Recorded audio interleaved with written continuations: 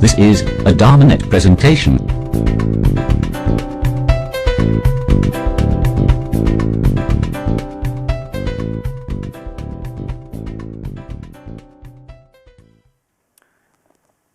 One of the sayings that my dad used to quote was from Rousseau, the French Enlightenment philosopher, who said that man is born free but is everywhere in chains.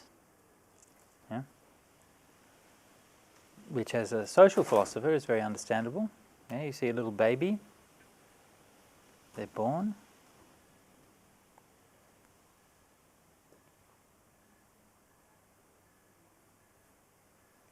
In a kind of external sense, you can say there's freedom there, but from a Buddhist point of view, we're actually born in chains. We're already suffering from greed, hatred and delusion when we're born. It's a bit of a problem, isn't it? How are we supposed to learn if we're full of greed, hatred and delusion? How much freedom does a baby have? Freedom to... Not that much freedom, is it? Yeah.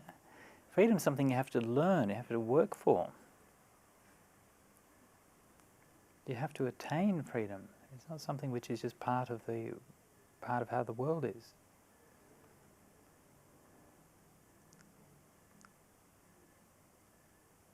And this is not just a problem of culture or society. It's far deeper than that. If you look, for example, at animals, like in animal behaviour is very far from free, is it? I mean, they don't have laws, they don't have rules, they don't have police, they don't have all of these kinds of things. But, you know, the behaviour, if you look at a herd of animals or something, it's quite predictable behaviour, and they have to keep within those bounds. They don't stray too far away from the flock, and they kind of respect the hierarchy within the herd and all of these kinds of things. And usually if they transgress that behaviour, then evolution removes them from the gene pool fairly rapidly. No? If a deer thinks to itself, I'm not going to hang around with the herd anymore, I'm not going to be a conformist, right? I'm going to go off and be my own deer and stuff, and I'm going to be an individual. And then they're going to wander off and they'll get eaten by the first tiger that happens to come along.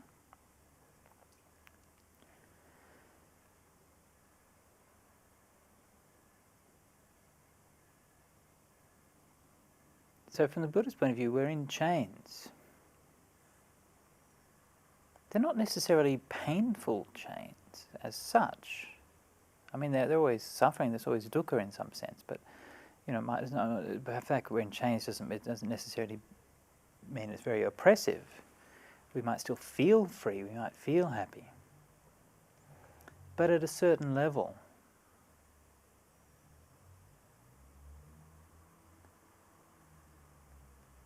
that freedom is very limited. I hesitate to say that we don't have any freedom, but it certainly is very limited what the kinds of choices that are available to us, right? You know, we can choose, am I going to have cornflakes or Special K for breakfast? You know, that's freedom, yeah?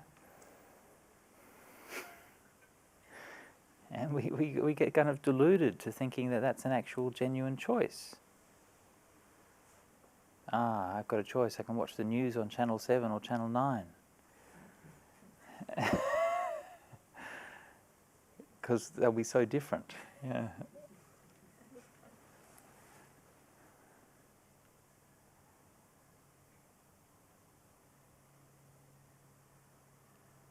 So this is a natural state of affairs. Now, within that natural state of affairs, of course, there's kinds of chains or constraints which are more suffering, which are more painful, which are more unpleasant, and some which are relatively less unpleasant.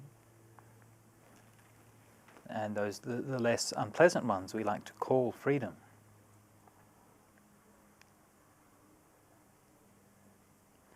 But the curious thing to me is why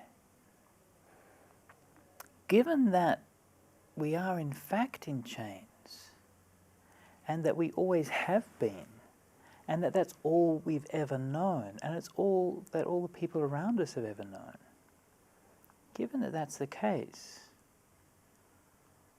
why is it that we even want to be free?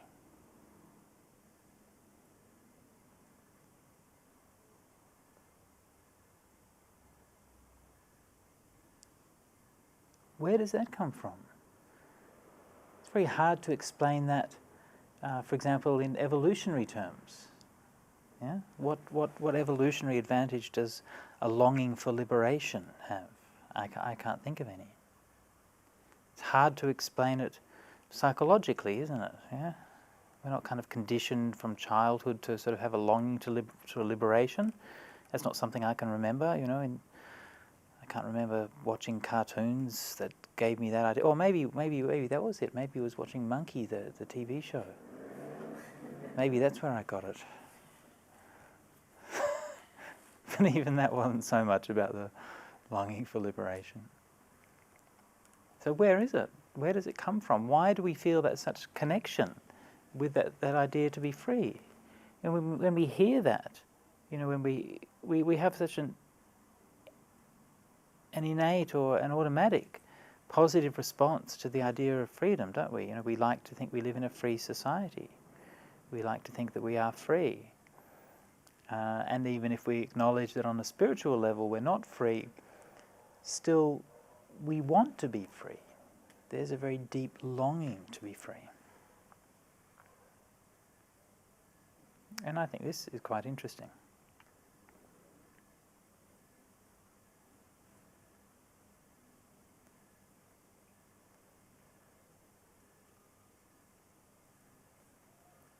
So on the one hand, we want to be free. And we want to be free at a level which is, I think, very, very fundamental. It's like one of the, I think it's almost like one of the basic responses or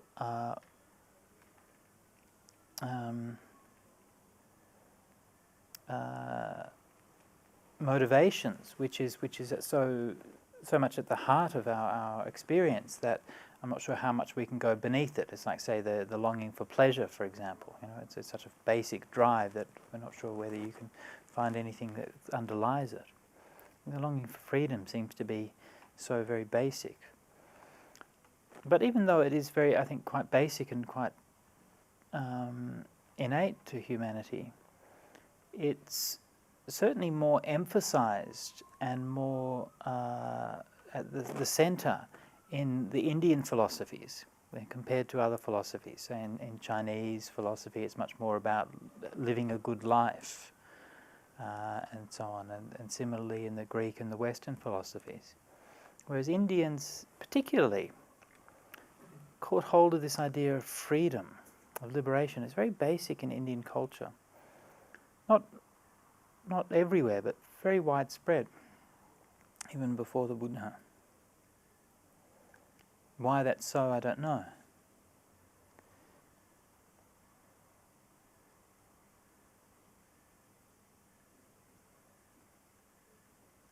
I remember a story I was told once when I was in India, in Bodh Gaya, a few years ago, and I had a good chance to spend a few days with this monk called Kirpat Gauranyananda, who's a very famous Sri Lankan teacher. And one day they went and visited Rajagaha. And while they were there, they were walking up the hill, and there was a little beggar boy, you know, kind of in India, and all the kind of little kids were always coming up and begging for food and stuff. And I remember one time when I visited India, we went into the park where King Ashoka's palace was. This is apropos of nothing, but we went into the park where King Ashoka's palace was, and on the other side of the park, there's a big open sort of grassy space, and all these kids were playing cricket. Right? So, you know, happy as Larry playing cricket and stuff like that. And then they saw this bunch of tourists arrive, and they come over, and they're all, oh, bakshish.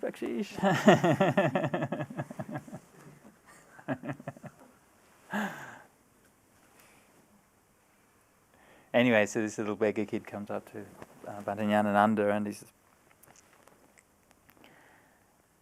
and Nyanananda, he's a very kind of very charismatic monk, and he just said to him, you know, are you suffering? And he said, yes, I'm suffering.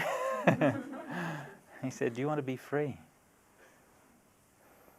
And he said, yes. And he just fell at his feet and bowed and said, you know, be my teacher, please lead me out of this suffering. I don't want to be reborn.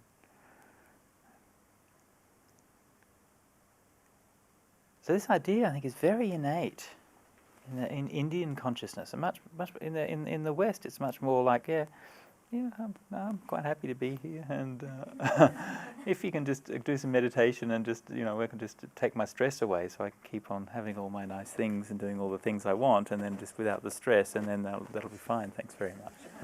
Make my samsara better. Yeah, exactly. Yeah, samsara with benefits. You know, there's a perfume called Sangsara, apparently, someone was telling me, yeah. Is it? Yeah. I bet it is, yeah. Makes you want to come back for more.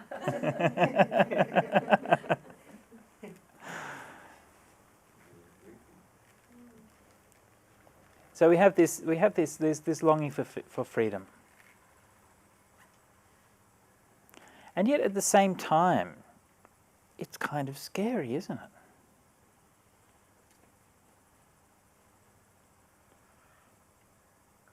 And this is also kind of an interesting phenomenon. Like, you know, being in jail is very hard, but getting released from jail is also quite hard. Yeah? Not having any boundaries. Yeah? Not having any. What does it mean when you say that there's no limits? And it's at that point when you start to talk about freedom at a deeper and deeper level, that your concepts and ideas of what it might be start to break down. Because freedom, if we say we become free, then freedom implies a change.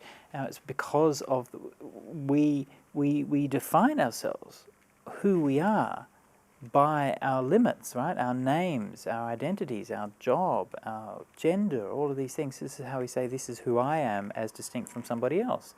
So if you don't have those things, if I'm not going to identify myself with these things, if I'm going to disentangle myself from these things, then who am I? You're lost. Which of course is the point.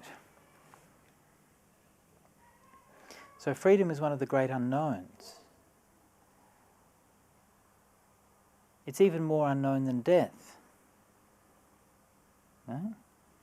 I mean, death, you know, what is death? I mean, death, of course, death is unknown, and we have a fear of death, but, you know, basically, well, what are your options? I mean, either you go to sleep and don't wake up, or, you know, maybe that's what happens, or maybe you get reborn somewhere, in which case you now have another existence, which is either like this one or it's like something else. You know, so there's not actually that many options about what actually might happen after you die. But freedom is something quite different, because it's so, like, a profound freedom is so radically different than anything we've actually encountered. So we have this kind of strange relationship to it, that on the one hand we want it, on the other hand we're afraid of it. And as is usual with our human responses to these things, neither the fear nor the longing for freedom is particularly useful. And neither of them is actually really got anything to do with the core of the matter, which is the freedom itself. So how do we move towards freedom? How do we not be a slave to these kinds of either kind of idealizing a notion of freedom, right? So this is what you find a lot in spiritual circles. If people kind of have some idea what freedom should be or what enlightenment should be or something, and then I've got to get from here to there. And that causes all kinds of problems. Or else the fear of it. And this is something that does come up. It's not just an idea to talk about fear of freedom. It's a reality that you will experience in your meditation. You will get to a point in your meditation where it becomes very fearful, where you have to step into the unknown, where you have to really let go on a profound level. And it can be terrifying.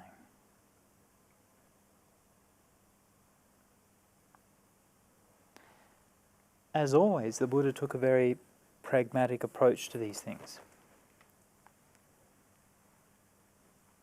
And a very sensible approach. And the essence of the Buddha's approach is nothing, there's no great secret, but the essence of his approach to it is, well, take it one step at a time. Yeah? Let go of one bit of entrapment at a time. Let go of one fetter at a time. See what that's like. So rather than thinking of freedom as some kind of absolute state, we think of freedom as a relative state. Yeah? Freedom from this. Right? It's not just an abstract noun, it's freedom from this, whatever this is.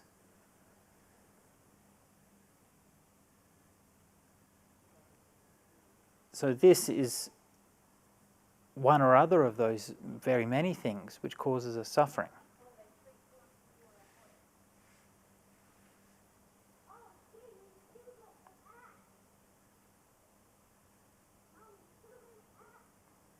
So when we say we're free from this, we're free from something which causes suffering.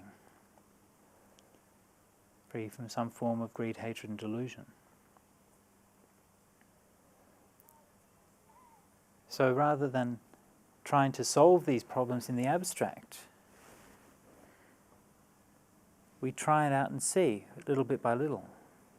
This is one of the things which I think is a very, very important characteristic of spiritual teachings, and I think something which we need to understand. People often say that like spiritual truths and principles are beyond words, right? That you can't explain it, that you can't conceptualize it, and so on. And of course it's true, but I'm always a bit uncomfortable with talking in that way, and when people kind of talk that way, because it seems that what it's saying is, well, it's like a license to be able to say whatever kind of wiffly, waffly, woolly bits of thingies that you want to say, and nobody can say anything different because, well, you're talking about the unspeakable. So it's just a kind of a license, to me it's just a license to babble.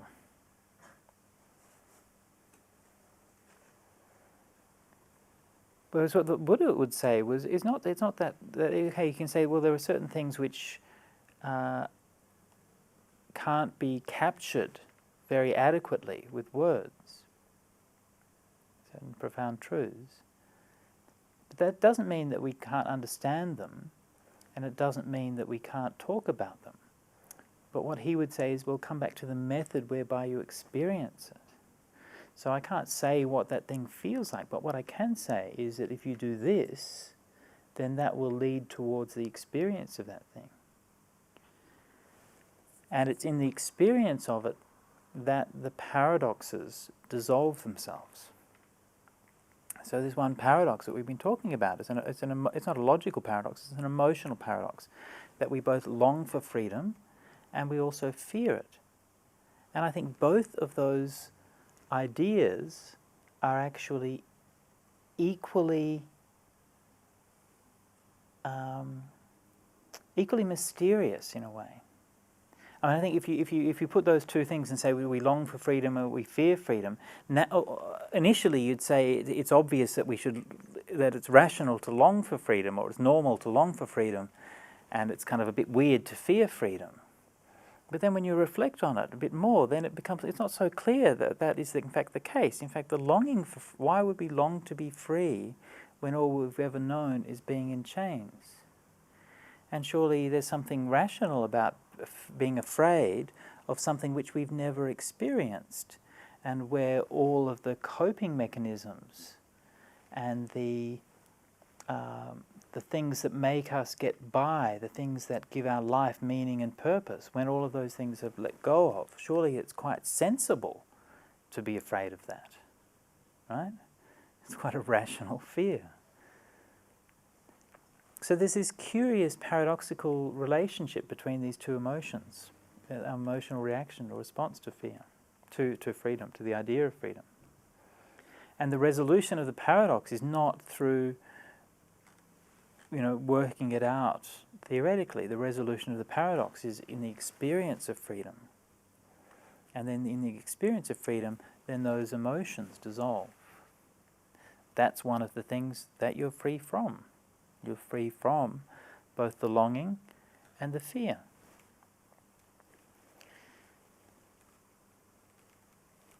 This phrase that Venerable Sariputta used one time when he's talking about death. He says, neither longing for it nor fearing it, like a workman waiting for his wages, I bide my time.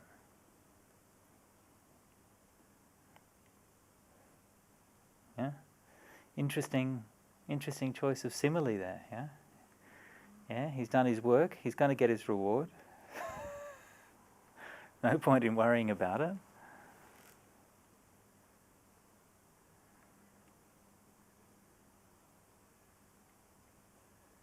So, freedom is something which, even though on that very profound level of freedom, might seem very distant.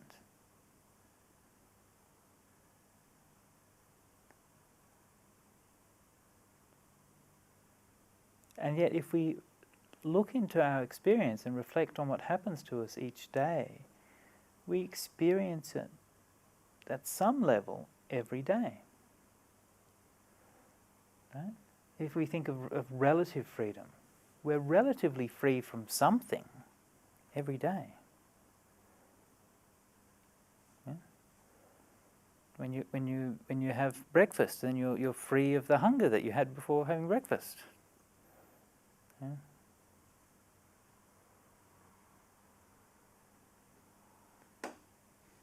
So constantly through the day we're experiencing some form of stress, some form of worry, some form of anticipation, some form of longing, all of these things. And then that's the fear, the longing is met, or the worry is abandoned, or something happens so that stress is no longer, and we're free from that.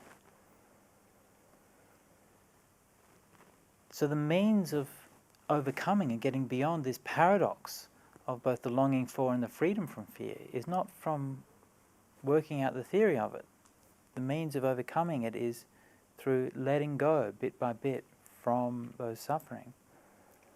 But also in reflecting on that, bringing that to awareness. It's not just enough to overcome those things, because everybody does that, right? Everybody has bits and pieces of suffering during the day and they manage to let go of it or overcome it or whatever.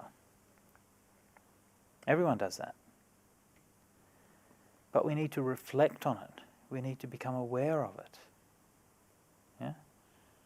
Oh, okay. This was like this. And then it's not.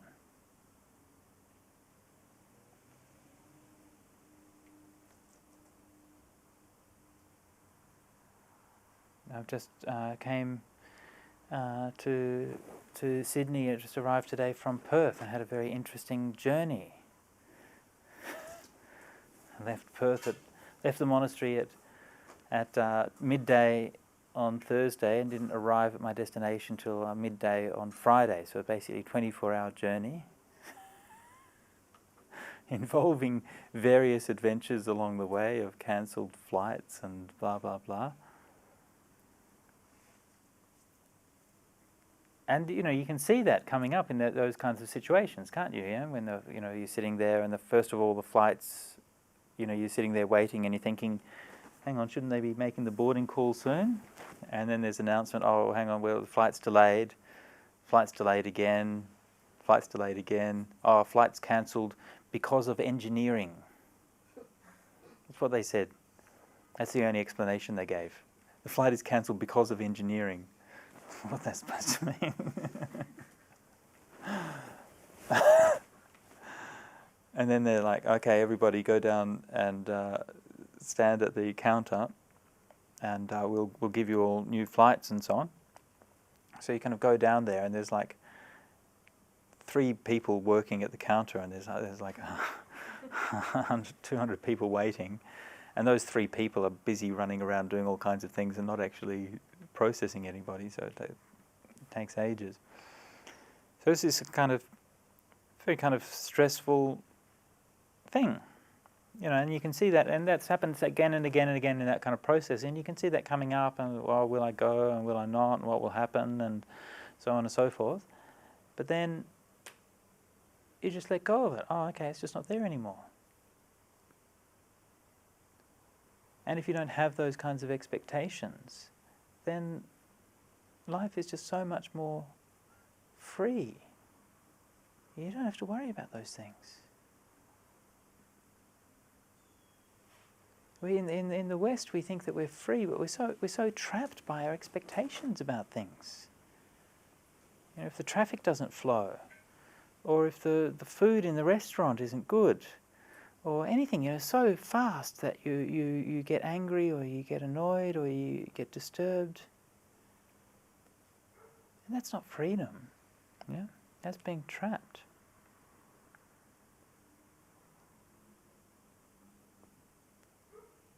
So watch it. Watch how you experience freedom. Watch when you're getting entrapped. Watch what happens when you get caught up.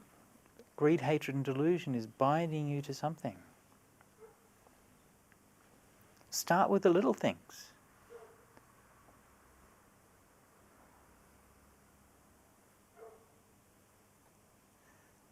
Start with when you can't.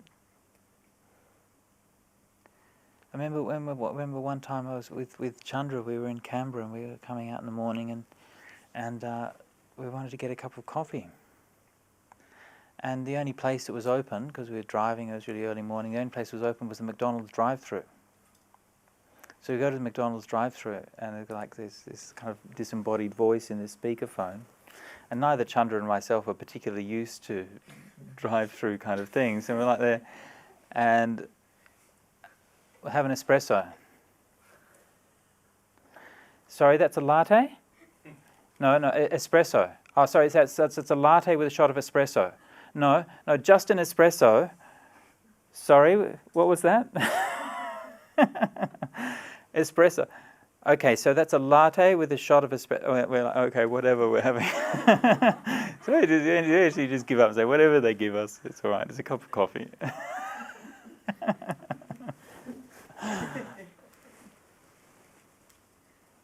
That'll be fine.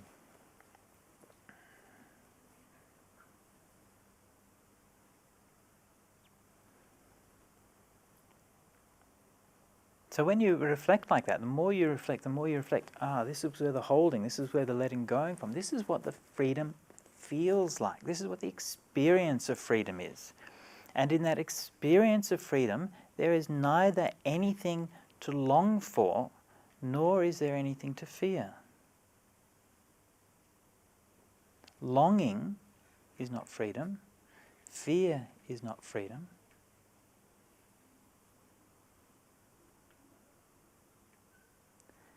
In the experience of freedom, there is something. It has a quality which is, you can't even say it's pleasant, because that's just another experience. It might not be pleasant. It might not actually have a particular feeling. Could be anything. And the Buddha gave these similes for the bliss of meditation. When he's talking about you're meditating and you let go of the 5 hindrances. Very, very interesting. When he talks about that, he said it's like a man who's been sick, lying in bed with a fever and sweating and so on, and then later on they get better. They can rise up from their sick bed and go about and do their work, and they'd feel happiness because of that. But that kind of happiness of being healthy, it's not a particular feeling, is it? Right? You still feel pleasure, pain, and neutral feelings just as you did before. Or he gave the simile of a man in prison, yeah, who was in jail and then got let out of jail. And then they feel a happiness because of that. But again, that's not a particular kind of feeling, is it? Yeah? Everybody who gets let out of jail has a different feeling. Their experiences are different. Or he said it's like someone on a journey across a desert.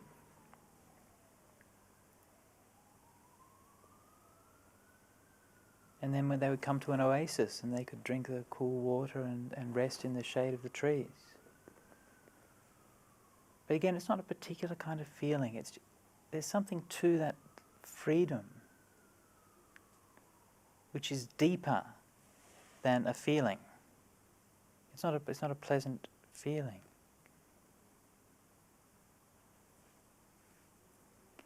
And that experience is telling us a little bit about what Nibbana is. Because Nibbana is nothing else than that experience, letting go, not just of a little bit of greed, hatred and delusion, but letting go of greed, hatred and delusion completely. The full letting go.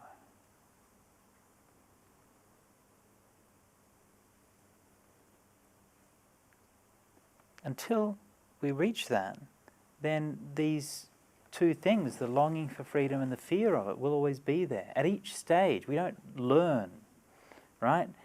I mean, you learn to some degree, but it keeps coming back. That's what the nature of these things, you know. You keep reflecting on it.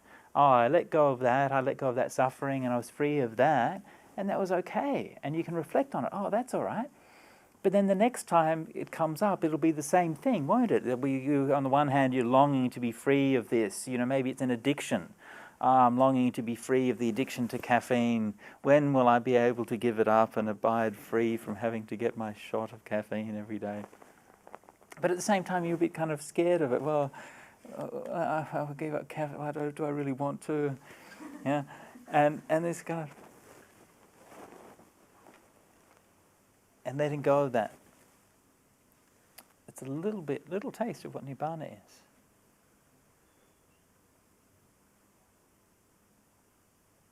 Okay, so this is my talk for you this evening on fear of freedom.